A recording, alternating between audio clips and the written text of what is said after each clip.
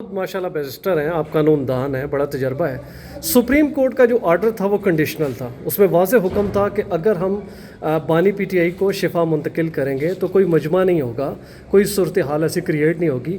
जबकि मुंतकिली से पहले ही बड़ी तादाद में लोग वहाँ पर पहुँचे, सिक्योरिटी रिस्क था, और अगर खुदा न खास्ता सिक्योरिटी ब्रीच हो जाता वो बेहतर था, या बानी की सेफ्टी को इंश्योर करके उनको पिम्स हॉस्पिटल मुंतकिल किया गया वो बेहतर था। और दूसरा ये लगता है कि आप ये चाहते हैं कि सिर्फ हुकूमत या इस्टेब्लिशमेंट आपके लिए करे, आप लोग आगे नहीं बढ़ते। जो उसके बाद बयानिया बनाया गया उसने वाज़े तौर पर आपकी कोशिशों को भी शदीद नुकसान पहुंचाया। नहीं, देखो बात दरअसल ये है कि सिक्योरिटी कंसर्न हमारा भी, और हम नहीं चाहते कि सिक्योरिटी कोई वायलेशन हो, वो किसी की तरफ से भी ना हो।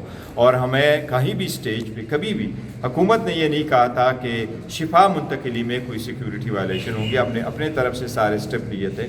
हमने पॉलिटिकल कमेटी, कोर कमेटी का भी एक एलामिया जारी किया था। मैंने खुद सब लोगों से रिक्वेस्ट की थी, पार्टी ने रिक्वेस्ट भेजी थी कि हमारा वोटर सपोर्टर, खान साहब के फॉलोअर इवन शिफा के करीब तक ना आए, ताकि न सिर्फ ये कि खान साहब की सेहत में मुश्किलात आ जाए, बट इवन जो दूसरे मरीज़ वहाँ मौजूद हो वो और इनके अटेंडेंटों को भी किसी किस्म की मुश्किलात ना हो। आफ्टर ऑल किया तो जा सकता था, वहाँ ले जाया जा सकता था, लेकिन फिर पिम्स लेके जाया गया जो कि नहीं था, और पिम्स में भी वो टेस्ट नहीं हुए और वो इलाज नहीं हुआ और वो बोर्ड नहीं बना जो सुप्रीम कोर्ट ने कहा था। तो ये मुनासिब नहीं था।